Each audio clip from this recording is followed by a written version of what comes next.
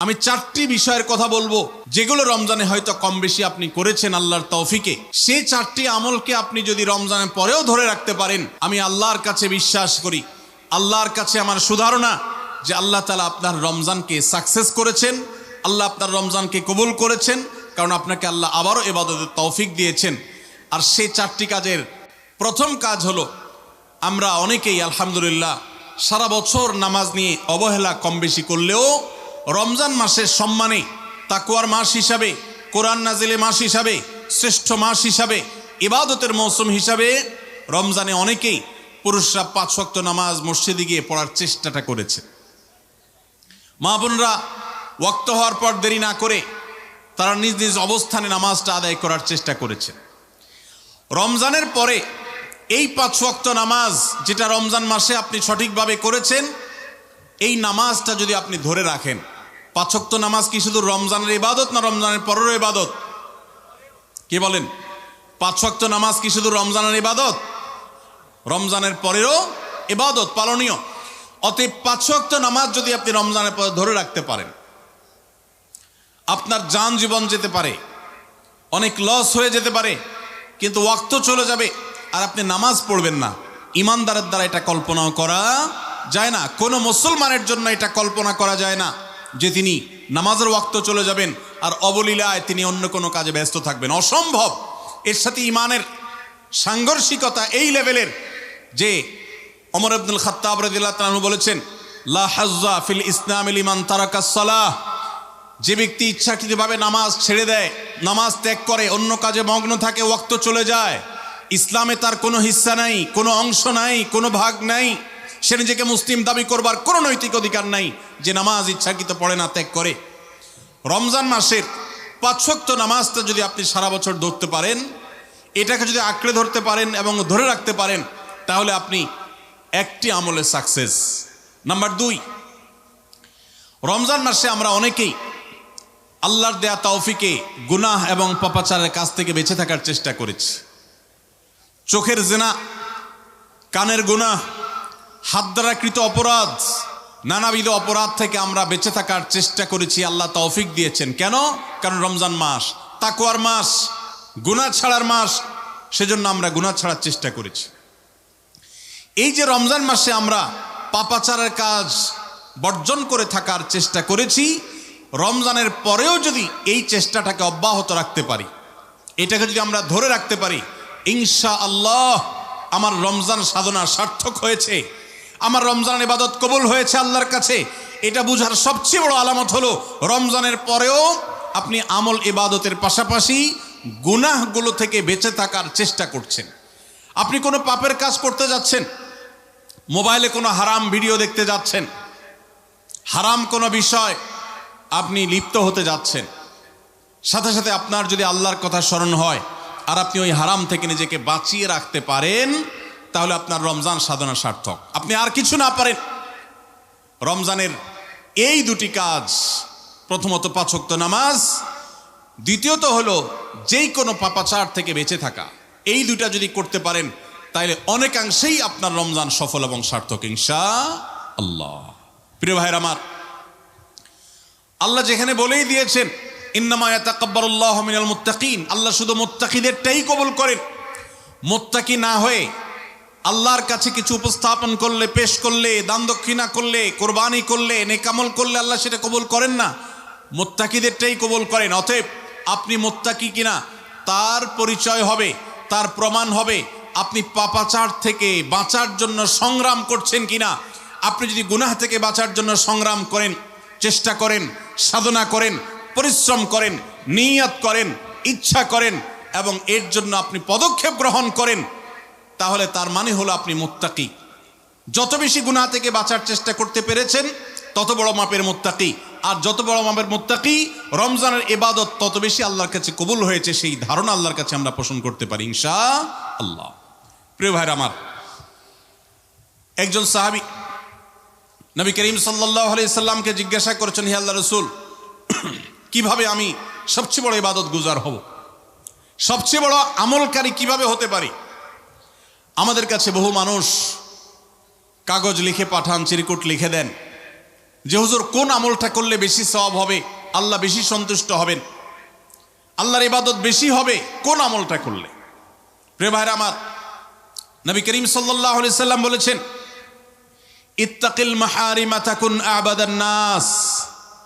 তুমি হারাম কাজ থেকে বেঁচে থাকো, অবৈধ কাজ থেকে নিজেকে বিরত রাখো, গুনাহের ধারে কাছেও যেও না, পাপাচারের পথ মারিও না। তুমি সবচেয়ে বড় ইবাদত গুজার হবে, সবচেয়ে বড় নেক আমল হতে পারবে। অনেক বেশি নফল রোজা রাখে, অনেক বেশি দোয়া দুরূদ পড়ে, অনেক বেশি কোরআন তেলাওয়াত করে, অনেক বেশি নফল দান সাদেকা করে, অনেক বেশি নফল কাজ করে, এই লোক আল্লাহর খাতা বড় ইবাদত গুজার নয়। আমাদের স্মৃতিতে ইবাদত গুজার বলতে ভেসে ওঠে সারাক্ষণ নামাজেরই রত থাকা মানুষের কথা। আমাদের স্মৃতিতে ভেসে ওঠে ইবাদত গুজার মানে হলো ঘন ঘন নফল রোজা রাখা ব্যক্তির ছবি।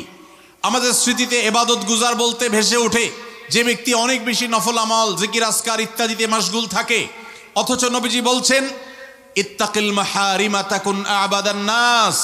তুমি হারাম কাজ থেকে বেঁচে থাকো, সবচেয়ে বড় ইবাদত গুজার হতে পারবে, সবচেয়ে বড় নেক আমল হতে পারবে যদি তুমি হারাম কাজ থেকে বেঁচে থাকতে পারো।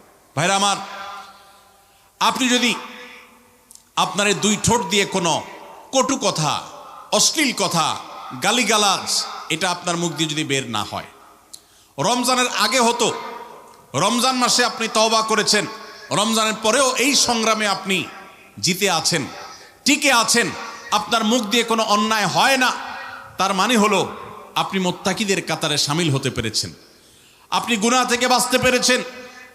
আপনার আমল দেখা যায় না, কিন্তু এই যে গুনাহ থেকে বাঁচার সংগ্রামে আপনি জিতে গেছেন, আপনি নিজেকে বাঁচিয়ে রাখতে পেরেছেন, এটাই হলো আপনার সফলতা, এটাই হলো আপনার সার্থকতা।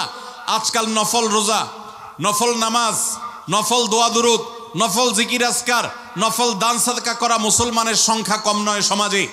যেই মুসলমানের অভাব সেটা হলো গুনাহমুক্ত জীবন গঠন করা মুসলমানের অভাব, মুত্তাকি মানুষের অভাব, গুনাহমুক্ত মানুষের অভাব। গুনাহমুক্ত মানুষ পাওয়া যায় না। ভাইরা আমার, আমাদের চেষ্টা করতে হবে আমার হাত এবং মুখ দ্বারা কারোর অধিকার খর্ব হবে না, কারোর কষ্ট হবে না। মুসলমান তো বটে, অমুসলমানকেও কোনো কষ্ট আমি দেব না, কারোর অধিকার নষ্ট হবে না, সম্পদে কারোর হক আমি নষ্ট করব না। আমি ওয়াজ মাহফিল শুনলাম, দিন কি দিন শুনলাম, ঘন্টাকে ঘন্টা শুনলাম, শুনতে শুনতে আমি কেঁদে দিলাম। 2 পয়সার কোনো ভ্যালু নাই যদি আমি দোকানদারি করতে গিয়ে কাস্টমারের সাথে 2 নাম্বারি করি, কাস্টমার হয়ে দোকানদারের সাথে 2 নাম্বারি করি, জমির আইল ঠেলাঠেলি করি, আরেকজনের ফসল আমি নিজে তুলে নিয়ে আসি, অন্যায়ভাবে কারোর হক নষ্ট করি, কথা দিয়ে কাউকে কষ্ট দেই, আচরণ দিয়ে কাউকে কষ্ট দেই, কারোর কোনো অধিকার নষ্ট করি, কারোর গীবত শিকায়েত করি, কারোর পেছনে তার সমালোচনা করি, কাউকে নিয়ে ব্যঙ্গ বিদ্রুপ করি, কাউকে আমরা ব্যঙ্গ নামে ডাকি, ফেসবুকে, সোশ্যাল মিডিয়াতে অথবা অফলাইনে অনলাইনে যেই কোনো সেক্টরে, যেই কোনো জায়গাতে, যেই কোনো প্ল্যাটফর্মে এ ধরনের গুনাহের কাজে যদি আপনি লিপ্ত থাকেন, তো আপনার এই শত শত মাহফিল, হাজারো মাহফিল শোনা, মাহফিলে আসা, এটার কোনো মানে হতে পারে না। আল্লাহ আমাদের সবাইকে রমজান মাসে গুনাহ থেকে বাঁচার যে চেষ্টাটুকু আমরা করতাম, রমজানের পরেও সেটাকে আমাদের ধরে রাখার তৌফিক দান করুন। রমজানের পরে গুনাহ থেকে বাঁচার চেষ্টা করব তো ইনশাআল্লাহ। অনেক ভাইরা আছেন অনেক হারাম কাজ করেন নাই, কেন? রমজান মাস, কিন্তু এখন আবার সেটা শুরু করে দিয়েছেন। এর মানে হলো আপনার রমজানের ইবাদত কবুল হওয়ার সম্ভাবনা ক্ষীণ। নিশ্চিত তো বলা যাবে না, তবে প্রবল সুধারণা করা যায়, সম্ভাবনা অনেক প্রবল যদি আপনার সেই রমজানের আমলগুলোকে আপনি এখন ধরে রাখতে পারেন। অন্য সব না পারেন, অন্তত আমি 4টা আমলের কথা বলেছি, 5 ওয়াক্ত নামাজ আর সকল প্রকার গুনাহ এটা থেকে বিরত থাকা, আর 3 নম্বর হলো কোরআনে কারীমের তিলাওয়াত। অনেকে আমরা আলহামদুলিল্লাহ কোরআন তেলাওয়াত করেছি রমজানে, কারণ রমজান মাস কোরআন নাজিলের মাস। আমাদের সালাফ পূর্বসূরীরা রমজান মাসে কোরআন হাত থেকে রাখতেন না।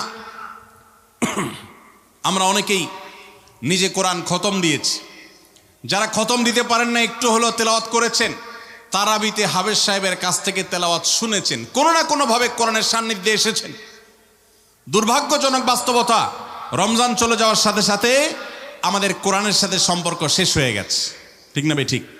বহু মানুষ আছে কোরআন স্পর্শ করে না, দিনের ভিতরে 2-4 ঘন্টা, 5 ঘন্টা, 6 ঘন্টা সময় পর্যন্ত অনেকে সোশ্যাল মিডিয়াতে ডুবে থাকেন, মোবাইলে ডুবে থাকেন।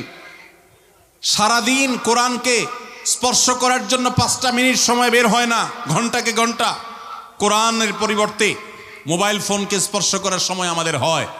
মনে রাখবেন, আপনার রমজানের আমল ইবাদত সার্থক হবে, সফল হবে, কবুল হওয়ার সম্ভাবনা জোরালো হবে যদি রমজানে যে কোরআন আপনি প্রতিদিন 2-4 পারা তেলাওয়াত করেছেন, এখন 2-4 পারা না পারেন 2-4 পৃষ্ঠা হলেও পড়েন, কিন্তু আপনার দিনের একটা সময় অবশ্যই বরাদ্দ থাকা উচিত কোরআনের জন্য। আজ মুসলিম জাতির যে দুরবস্থা আমরা দেখতে পাচ্ছি, পৃথিবীর পূর্ব থেকে পশ্চিম, উত্তর থেকে দক্ষিণ, চতুর্পাশে আমরা যে হাহাকার দেখতে পাচ্ছি, লাঞ্ছনা দেখতে পাচ্ছি, অপমান দেখতে পাচ্ছি, পরাজয়ের গ্লানি দেখতে পাচ্ছি, মুসলমানদের দুরবস্থার অন্যতম প্রধান কারণ হলো আজ মুসলমান কোরআন থেকে দূরে সরে গেছে। নবী করিম সাল্লাল্লাহু আলাইহি সাল্লাম বলেছেন, ইন্নাল্লাহা ইয়ারফাউ বিহাযাল কিতাবি আকওয়ামা ওয়া ইয়াদাউ বিহি আখারিন। আল্লাহ রাব্বুল আলামিন এই কোরআনের মাধ্যমে বহু জাতির মর্যাদাকে আকাশে তুলবেন। আবার এই কোরআনের প্রতি অবহেলার কারণে, অবজ্ঞার কারণে, কোরআনকে ছেড়ে দেওয়ার কারণে, কোরআন থেকে দূরে থাকার কারণে, কোরআনকে পরিহার করবার কারণে বহু জাতিকে আল্লাহ তাআলা অপমানিত করবেন, অপদস্থ করবেন, তাদেরকে আকাশ থেকে পাতালে নামিয়ে ছাড়বেন। সেই দুর্ভাগ্যজনক বাস্তবতা আজ আমরা প্রত্যক্ষ করছি। মুসলমানের ঘরে কোরআন পড়ার কোনো অভ্যাস নেই, কোরআনের চর্চা নেই, কোরআনের আলোচনা নেই, কোরআনের আলোকে জীবন গড়বার কোনো পরিকল্পনা আমাদের মধ্যে নেই। এজন্য ভাইরা, রমজান মাসে যে কোরআনের সান্নিধ্যে আমরা ছিলাম, রমজানের পরে অল্প অল্প করে হোক প্রতিদিন আপনি কোরআন তেলাওয়ার চেষ্টা করেন। 1 পৃষ্ঠা 2 পৃষ্ঠা হলেও তেলাওয়াত করার চেষ্টা করেন, অর্থসহ বুঝে পড়ার চেষ্টা করেন। এটা যদি করতে পারেন আপনার রমজান সাধনা সার্থক ইনশাআল্লাহ। চেষ্টা করব তো কোরআন তেলাওয়াত করার। আল্লাহ রাব্বুল আলামিন গাইড বুক করেছে। কোরআনের সবচেয়ে বড় মিরাকল হলো কোরআনকে যে যত বেশি আঁকড়ে ধরতে পারবে দুনিয়াতে আল্লাহ তাআলা তাকে তত বেশি সম্মানিত করবেন। ইসলামের ইতিহাসের সোনালী যুগের যারা স্বর্ণ মানব ছিলেন, সেই খোলাফায়ে রাশেদা, তাদের পরবর্তী যুগের যে সোনালী ইতিহাস ছিল, যখন বিশ্ব মুসলমানের পদতলে ছিল, মুসলমান যখন বিশ্বের সুপার পাওয়ার ছিল, গোটা বিশ্বে মানবতা তার সর্বোচ্চ শিখরে যখন আসীন হতে পেরেছে, মানবতা সবচেয়ে বেশি যখন প্রতিষ্ঠিত হয়েছে, যখন মুসলিম নয় শুধু অমুসলিমরাও সবচেয়ে সুখে শান্তিতে পৃথিবীতে বসবাস করতে পেরেছে, কারণ অধিকার খর্ব করা হয় নাই, অধিকার আদায়ের মতো আজকের পৃথিবীতে যে নাটক চলমান আছে সে নাটক তখন হয়নি। সেই সোনালী অতীত মুসলমানদের যে ছিল, তখনকার মুসলমানরা কোরআনকে তারা আঁকড়ে ধরেছিল, কোরআনকে তারা মাথায় রেখেছিল, কোরআনকে তারা জীবনে ধারণ করেছিল, কোরআনকে তারা সবসময় স্মরণ করেছে, বরণ করেছে, গ্রহণ করেছে, কোরআন দিয়ে নিজের জীবনকে সাজিয়েছে, তার সুফল তারা পেয়েছে। আজ কোরআন আমাদের কাছে অবহেলিত, কোরআন আমাদের কাছে আজ সবচেয়ে বেশি পরিত্যক্ত। যেই গ্রন্থ বছরে আমরা রমজান মাস ছাড়া অনেকে উল্টায় দেখি না, পাঠ করি না। মোবাইলে আমার বহু অ্যাপ আছে, সাথে কোরআনের অ্যাপও আছে। আমি সোশ্যাল মিডিয়ার অ্যাপগুলো দিনের ভিতরে 50, 60, 70, 80, 100 বার ওপেন করলেও কোরআনের অ্যাপটা দিনে একবার ওপেন করা হয় না। কোরআনের জন্য কোনো সময় আমার বরাদ্দ নাই। আমাদের বাসা বাড়িতে অনেক কিছু চলে, কোরআন তেলাওয়াত চলে না। বহু কিছু নিয়ে আড্ডা হয়, কোরআন নিয়ে পাঠচক্র হয় না, গ্রুপ ডিসকাশন হয় না, আলোচনা পর্যালোচনা হয় না। এইরকম পরিবার আজ ঘরে ঘরে, প্রত্যেকটা জায়গায় জায়গায়। আর এই কারণে আজ আমাদের দুরবস্থা আমরা দেখতে পাচ্ছি পৃথিবীর চতুর্প্রান্তে রয়েছে। আল্লাহ তাআলা আমাদের সবাইকে কোরআনকে সারা জীবনের জন্য আমাদের সাথী করার তৌফিক দান করুন। কোরআন নিয়মিত পড়বেন তো ইনশাআল্লাহ, প্রতিদিন পড়বেন তো ইনশাআল্লাহ। আল্লাহ আমাদের সবাইকে প্রতিদিন কোরআন তেলাওয়াতের তৌফিক দান করুন, কোরআন বুঝে পড়ার তৌফিক দান করুন, কোরআনের আলো থেকে আলো গ্রহণ করবার তৌফিক দান করুন, সমাজ এবং রাষ্ট্রকে কোরআন দিয়ে সাজাবার তৌফিক দান করুন। বলুন আমিন। নাম্বার 4, শেষ পয়েন্ট। রমজান উপলক্ষে আমরা অনেকেই ভোর রাতে সাহরি খেতে উঠে আল্লাহর কাছে কম বেশি দোয়া করার চেষ্টা করেছি, 2-4 রাকাত তাহাজ্জুদ নামাজ পড়ার চেষ্টা করেছি, ঠিক না ভাই? ঠিক। ইফতার সামনে নিয়ে অনেকে দোয়া করেছেন। রমজান মাসে রোজাদারের দোয়া কবুল হয় দিনের বেলায়, অনেকে দোয়া করেছেন। রমজান শেষ, তাহাজ্জুদ পড়া তো ভোর রাতে উঠে দূরের কথা, অনেকের ফজর নামাজ পড়াটাই কঠিন হয়ে গেছে, ঠিক না ভাই? ঠিক। আজ রমজানের পরে রমজানের সেই আমলের ধারাবাহিকতা, অর্থাৎ ভোর রাতে তাহাজ্জুদের নামাজ পড়ার যদি কেউ অভ্যাস ধরে রাখতে পারেন, এটা হবে সবচেয়ে বড় অর্জন। এটা যদি না পারেন, অন্তত ফজরের নামাজ, 5 ওয়াক্ত নামাজ তো পড়বেনই, ফজর নামাজ স্পেশালি জামাত যাতে কোনোভাবে মিস না হয়, আর দিন এবং রাত 24 ঘন্টার কোনো একটা সময় আল্লাহর কাছে দুহাত তুলে দোয়া করার অভ্যাস গড়ে তুলবেন। চেষ্টা করবেন তো ইনশাআল্লাহ। কয়েকটা সময়ের দোয়া আল্লাহর কাছে করলে সেটা বিফলে যায় না। এর ভিতরে একটা হলো ভোর রাতের দোয়া, আরেকটা হলো 5 ওয়াক্ত নামাজের পরের দোয়া, আরেকটা দোয়া কবুলের সময় আছে শুক্রবারে। কোন সময় হাদিস এটা ফিক্স করা হয় নাই, তবে হাদিস বিশ্লেষকগণ অনেকেই বলেছেন সেই সময়টা হলো জুমার দিন আসরের পরের সময়। জুমার দিন আসরের পরে সূর্য ডুবার আগ পর্যন্ত আল্লাহর কাছে যদি দোয়ায় মাশগুল থাকেন, বাসা বাড়িতে আছেন, কর্মস্থলে আছেন, রাস্তাঘাটে আছেন, যেখানে যে অবস্থায় আছেন, জুমার দিন শুক্রবার বাদ আসর সূর্য ডুবার আগ পর্যন্ত দোয়া কবুলের মোক্ষম একটা সময়, অসাধ্য সাধন করবার সময়, একেবারে অসম্ভবকে সম্ভব করার সময়, আল্লাহর কাছ থেকে সবকিছু নিজের করার সময়। এই জন্য এই সময়গুলো আমরা মিস করব না। তো রমজান মাসের দোয়ার অভ্যাসটা যদি রমজানের পরে আপনি ধরে রাখতে পারেন, ব্যাস এনাফ। 5 ওয়াক্ত নামাজ, সকল প্রকার হারাম পাপাচার বর্জন, কোরআনে কারীমের তেলাওয়াত অল্প অল্প করে হলেও প্রতিদিন একটা সময় ফিক্স করে যে এই সময় কোরআন তেলাওয়াত ছাড়া কিছু করব না। ঘুম থেকে উঠে প্রথম কাজ হবে ওযু করে আমি কোরআন তেলাওয়াত করব, ফজর নামাজের পরে একটু পড়ব। আর 4 নম্বর হলো দিন এবং রাতের কোনো একটা সময় আল্লাহর কাছে দোয়া করার অভ্যাস করব। অনেক লোক আছি আমরা যে 24 ঘন্টার ভিতরে সপ্তাহকে সপ্তাহ, মাসকে মাস চলে যায়। অনেক নিয়মিত নামাজি মানুষ আছেন, অনেক দাড়িওয়ালা মানুষ আছেন, এমনকি অনেক মাদ্রাসার ছাত্র, এমনকি আলেমও আছেন। মাসকে মাস চলে যায়, আল্লাহর কাছে হাত তুলে একটু চোখের পানি ফেলে শেষ কবে দোয়া করেছি বলতে পারবো না। এর চাইতে বড় হতভাগা আর কেউ হতে পারে না। এই জন্য রমজান মাসের দোয়ার আমলটা, রমজানে হয়তো আপনি দিনে 4 বার 5 বার করেছেন, রমজানের পরে একবার করেন। রমজানে হয়তো 10 মিনিট 15 মিনিট 20 মিনিট ধরে দোয়া করেছেন, রমজানের পরে অন্তত 2 মিনিট ধরে দোয়া করেন। এই 4টা কাজ, 5 ওয়াক্ত নামাজ, সকল পাপাচার বর্জন, কোরআনে কারীমের তিলাওয়াত, আর দিন এবং রাতের কোনো একটা সময় আল্লাহর কাছে দোয়ায় মাশগুল হওয়া, এই 4টা কাজ রমজানের, এগুলো যদি আপনি ধরে রাখতে পারেন তো ইনশাআল্লাহ আপনার রমজান সাধনা, আপনার রমজানের ইবাদত বন্দেগী আল্লাহর কাছে কবুল হয়েছে। আল্লাহ আপনাকে মুত্তাকি হওয়ার তৌফিক দিয়েছেন, মুত্তাকিদেরটাই আল্লাহ কবুল করেন। অতএব আপনার রমজানের ইবাদত এবং সাধনা কবুল হয়েছে, সার্থক হয়েছে, সেই সুধারণা আপনি পোষণ করতে পারেন। সবাই চেষ্টা করবো তো ইনশাআল্লাহ। আল্লাহ আমাদের সবাইকে সেই তৌফিক দান করুন। রমজান মাসের আমল এবং ইবাদত আবার রমজান আসবে, সেজন্য তোলা না রেখে এখনো, অর্থাৎ রমজান পরবর্তী সময় আমরা করার চেষ্টা করব ইনশাআল্লাহ। এটাই হলো পুরো আলোচনার সামারি। সবাই চেষ্টা করবো তো ইনশাআল্লাহ। আল্লাহ আমাদের সবাইকে তৌফিক দান করুন।